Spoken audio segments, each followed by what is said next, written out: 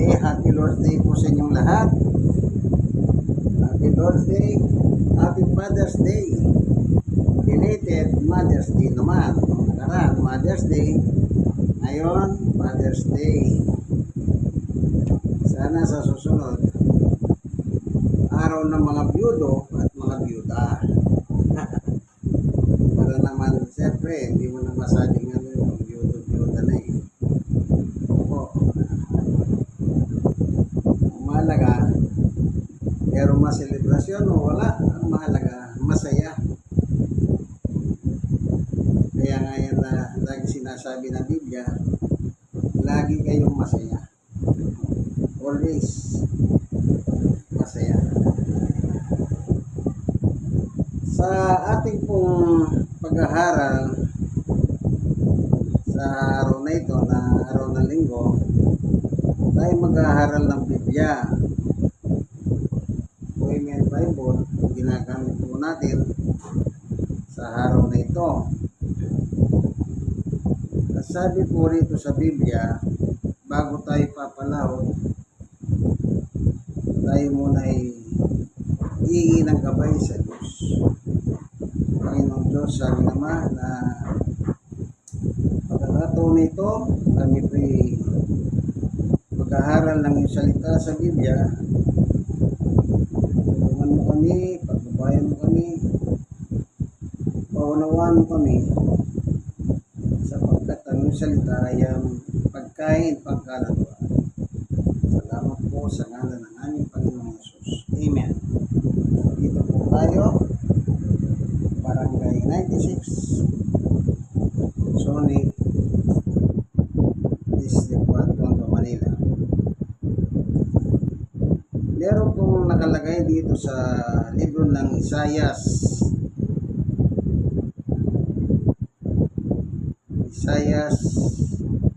Itong libro ng Isaias po, ang nakalagay dito sa panimula, sabi niya, ang pamagat ng aklat nito kinuha sa pangalan ng isang dakilang propeta na nanira sa Jerusalem noong huling bahagi ng ika-8 siglo BC.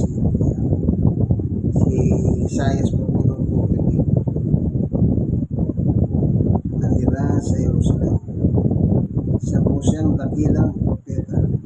Kaya ang Bible, may prophets na, yung mga prophet may minor, merong isa. Hindi po pare-pareho ang kanilang category. Ang sabi ng Biblia ni Isaias sa chapter 1 verse 1, ito, makinig ang kalangitan gayon din ang kalupahan, sapagkat si Yahweh nagsasalita. Pinalaki ko, inalagaan ng aking mga anak, ngunit nagimagsik sila laban sa akin. Kita niyo. Meron palang mga taong inalagaan ng Diyos na tinuring niyang anak.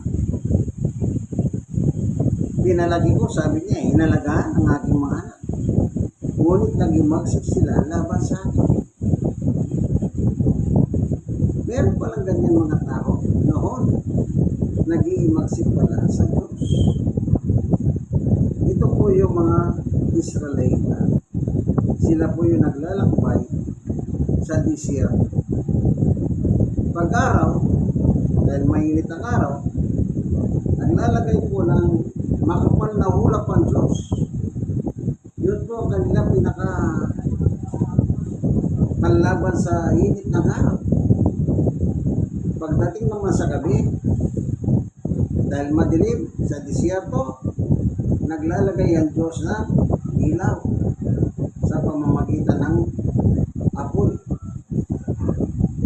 Ganyan niya po minahal itong mga tao ng bayang Israel. Pinakakain sila araw-araw. Pero ang mga tao ito, nagiging reklamador pa sila. Kaya yan po sabi niya, nagimagsik laban sa atin. Reklamador po sila. Binibigyan sila ng pagkain ng Diyos araw-araw. Yun nga po, sabi ko, hindi sila nabibilit sa araw. Dahil binibigyan sila ng malapad na ulap para hindi sila mabiladya. Kita niyo po ang ginawa ng Diyos sa bayang Israel. Pero nung napala ng Diyos, ayan, nag-imagsik lang sila sa kanya.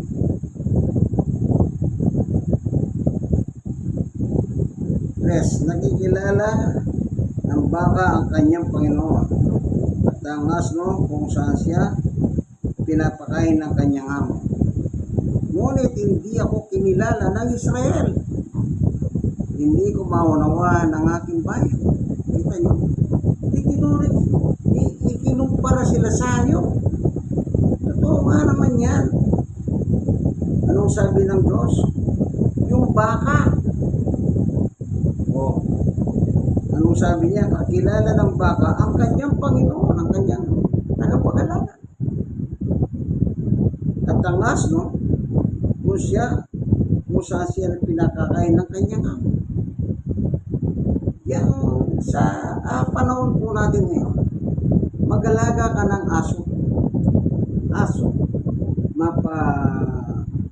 May lahi o wala. Pag inalagaan mo yan, kahit saktan mo yan. Saktan mo ng malupit na pananakit ang aso. Iwanan mo. Pag-uwi mo, sasalubungin ka niya.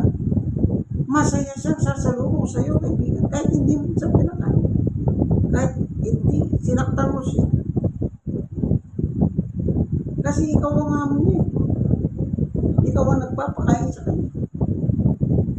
Pag sumalubong siya at tumatalong pa yan, napakasaya niya, makita ka. Tinatalon ng ka pa, gusto niya yakapin mo siya.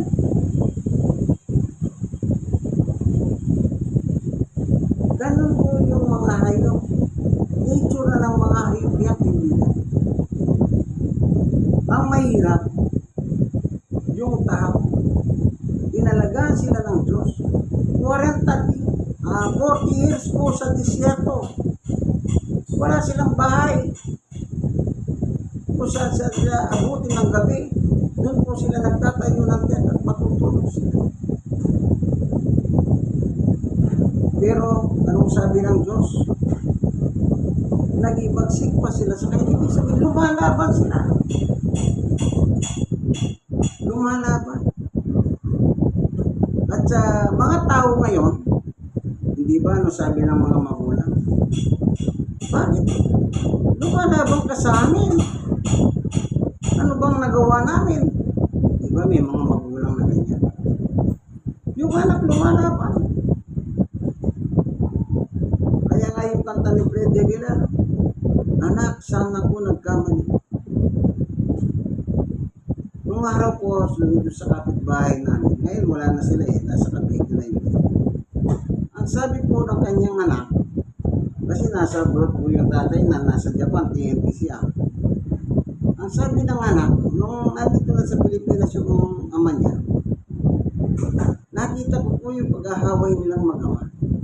Sabi ng tatay niya, sabi ng anak sa tatay, hindi mo nga kami pinadadala eh.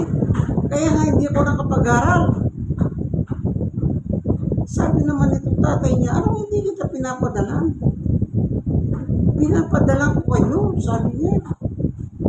At alam ng nanay niyo yan. Kita niyo. Nagkaroon pa ng hindi magandang yung relasyon ng mga mag-ama. Kaya, natural pala ang mga tao na noon pa. Kaya sabi ng Diyos, hindi ko maunawa ng aking bayan. 40 years, pinapakain sila ng Diyos. Nagre-reklamo pa sila. Doon sa pagkain na binibigay ng Diyos. Nagre-reklamo pa sila.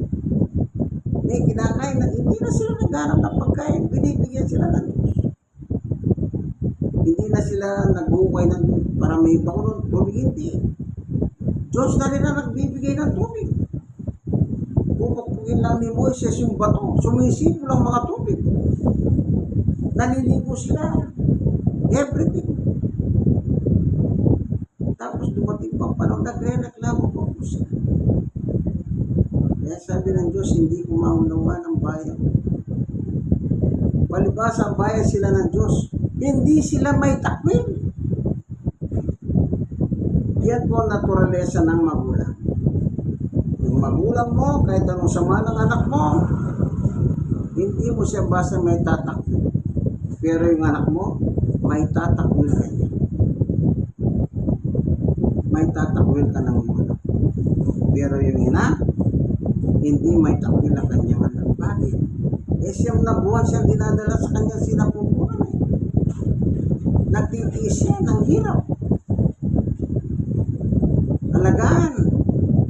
Lalo na ngayon, pag magbubundis ka, pupunta ka sa doktor, may prenatal ka.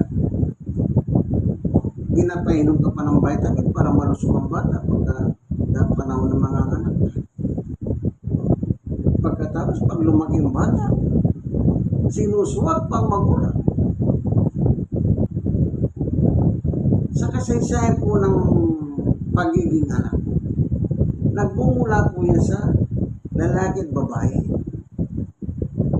Isipin niyo po, ayon sa medical, kapag po nangyayari yung ani mo na lalaki at babae, ang sabi ng medicine, million po yung mga similya. Isipin mo, kaibigan, o sabihin na natin, isartahan na lang ang mga similya na lalaki at babae. Pero ikaw ang pinili ng Diyos sa 100 na similya na yan. Pinili ka ng Diyos. Pero pagdating ng araw, sinusuwag mo ang Diyos na pumili sa iyo, nagbigay ng buhay. At marami pong mga anak na ganyan. Ako, meron ako nakikita yung sa amin. Yung mag-asawa, bata pa lang sila. Nag-aaway. Pag nag-aaway yung mag-asawa na yun, murahan. Yung salitang putang ina, batuan sila ng putang ina.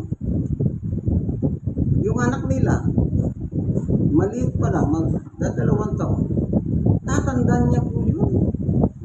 Kaya pag merong kalaro yung bata, minumura niya rin yung kalaro niya. Kahit hindi tuwid ang salita niya. Ano pang sinasabi ng anak nila? Ina mo, ina mo. Dahil naririnig nila yung salita putang ina mo. Dahil bata, ina mo kanya sa mga kalaro niya. Kung ano yung nakita sa kanyang magulang, yun, ang tingin ng bata ay tama. Kaya ginagaya yung magulang niya.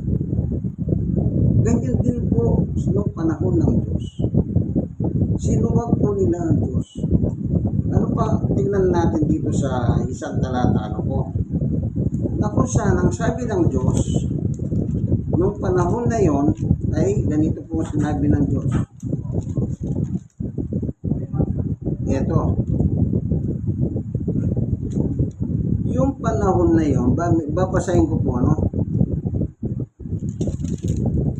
Ito sa Exodus chapter 32. Ito, sa verse 1. Ito po yung bayan ng Israel, yung bayan ng Diyos. Nang magtagal si Moises sa bundok, ang mga Israelita lumapit kay Aaron. Sinabi nila, igawa mo kami ng Diyos na mangunguna sa amin. Hindi namin alam kung ano na ang nangyari kay Moses na iyan na naglabas sa amin sa Egypto. 2. Kung gayon, tipunin ninyo ang inyong mga hikaw ginto ng inyong mga asawa at mga anak at dalhin sa akin sa Aaron. Ganon ang kanilang ginawa. Kinuha ni Aaron ng hikaw, kinunaw, binuhos sa isang ulmahan at ginawang muhis ng kuya. Pagkayari, sinabi na nila, narito ang Diyos na naglabas sa inyo sa Egypto. 5. Nang makita ito ni Aaron, kumuha siya ng altar sa harap nila at sinabi sa mga tao, nagpista, o ipagpipista natin bukas siya. 6. Kinabukasan maaga silang bumangon at nagandog ng mga hayop at sinunog sa altar. Nagpatay pa sila ng mga hayop na kanilang pinagsalusaluhan. Sila'y nagpakabusog, naginuman, at mahalay na nagkasayahan. 7. Sinabi ni Yahweh kay Moises, balikan mo ngayon ang mga Israelitang inilabas mo sa Egypto, sapagkat itinakwil nila ako. Yung salita ng Diyos, yun ang nilabag nila. Yan ay tanda ng pagtakwil sa Diyos. Ano ba yung utos ng Diyos sa kanila? Dito sa Exodus chapter 20, ang sabi po dito sa Exodus 20 verse 1, ang lahat ng ito sinabi ng Diyos. Ako si Yahweh na inyong Diyos ay naglabas sa iyo sa Egypto at nagpalaya sa iyo mula sa pagkahalipin. Sinabi ng Diyos, ako nagpalaya sa inyo. Pero matapos na po yung ginawa sa ginto pilak ni Aaron na guyang ginto, ang sabi nila, ay ito naglabas sa amin. Inalingkulat po yung guyang ginto na gawa sa pilak at ginto. Nakagaya ng Diyos, tinuring nilang Diyos yun. Anong ibig sabihin? Ang sabi ng Diyos, itinakwil nila. Kita niyo po. Itinakwil nila. So, anong nang resulta? Tingnan natin yung sinasabi ni Moises. Kinabukasan, sinabi ni Moises sa mga tao, napakalaki ng nagawa ninyong kasalanan. Aakyat ako ngayon sa bundok at mananalangin kay Yahweh. Baka sakaling mahingi ko kayo ng tawad. Napakalaki ng kanilang kasalanan. Itinakwil nila ang Diyos dahil sa kanilang mga maling paniwala.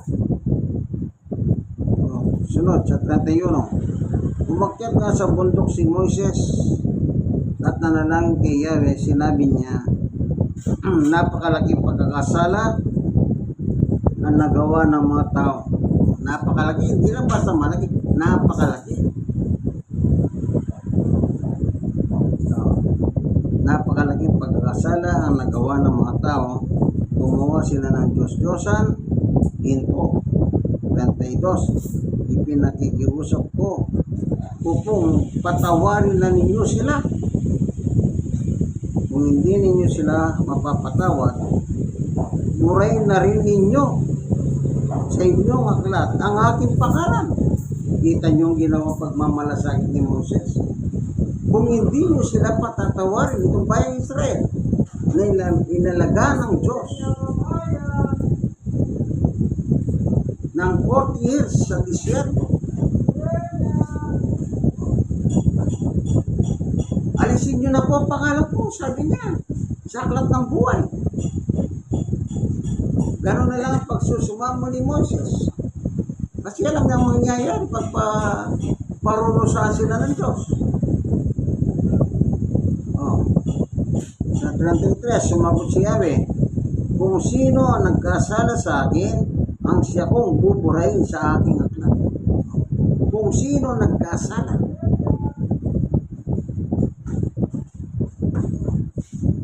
Sila po yung tatanggalin sa listahan, buburahin ng pangalan. Nakatala po pala sa langit ang mga pangalan ng mga taong inaalagaan ng Diyos, kagaya nila, na tinatawag na kanyang bayan, ang bayang Israel. 34, ayon, pangunahan mo sila sa lugar na sinabi ko sa iyo at papatnubayan kayo ng aking anghel. Ngunit darating ang araw na parurusahan ko ang mga Israelita dahil sa kanilang mga kasalanan. So, ibig sabihin, ang kasalanan po, hindi po pala pinapalampas ng Diyos. Maliwanag ang sinabi ng Diyos na, anong sabi niya? Ngunit darating ang araw, kumbaga sa future,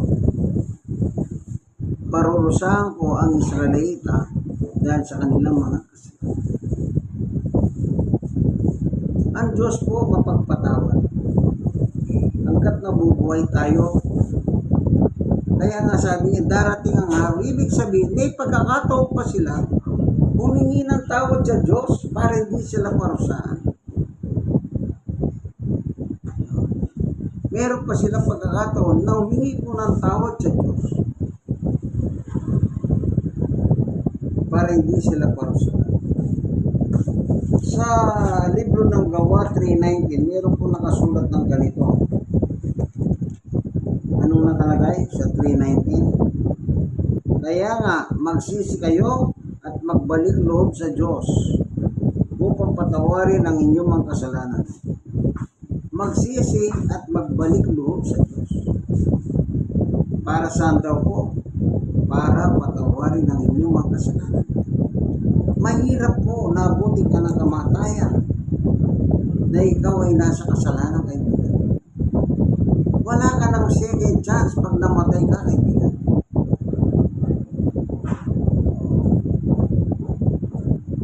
Anong sabi ni Jesus? Nung siya'y nangaral dito sa lupa, ang kanyang unang binanggit na magsimula siyang mangaral ay kagaya nito. After na siyang mabautismo, ni Juan Bautista sa Jordan River. Mateo 4:17, magmula noon, nangaral si Jesus. Nangaral. Anong kanyang pangangaral? Itinuro niya, magsisi kayo at talikuran ng inyong mga kasalanan sapagkat malapit na dumating ang kaharian ng magsisi. Sabi ni Pedro, magsisi. Oh. So, ang dapat gawin? Magsisi sa ating mga kasalanan. Bakit tayo magsisi? Kasi po, pag namatay ka na nasa kasalanan, darating ang araw, sabi ng Diyos, parurusahan ko. Parurusahan ko yun. Yung hindi, magsisi at magbabalik ko. Mahal tayo ng Diyos. Hindi niya gusto mapahamak ang tao. Panguli po tayo kay Apostol Pablo. Ganito po ang sabi na naman ni San Pablo na gusto ni Jesus. Sa 1 Timoteo 2:3-4, ito ang mabuti at nakalulugod sa Diyos natin tagapagligtas. Ibig niya ang lahat ng tao maligtas at makahalam ng katotohanan. Anong gusto ng Diyos? Lahat po tayo maligtas. Yun ang gusto ng Diyos. Pero kung hindi ka tatalima, kaibigan, wala na tayong dapat sisihin dyan, kundi tayo rin mga tao. Sinabi na nga ng Panginoon, magsisi talikuran ng inyong kasalanan. Eh, nagmamatigas ka pa. O sino na may kasalanan yan? Eh, di ba? Bawat isa po aharap tayo sa Diyos upang ipagsulit sa Kanya ang lahat ng ating ginawa, masama man at mabuti. Kaya bago man lang tayo dumating sa katok ng kamatayan, magsisi na po tayo. Isuko ang buhay natin kay Jesus. Tayo bilang mga tao, wala naman talaga tayo magagawa eh. Ano po magagawa ng pera? Hindi po walang magagawa ang pera. Walang magagawa yung pera. Kahit gaano karami ang pera mo, kaibigan. Hindi po sapat ang pera.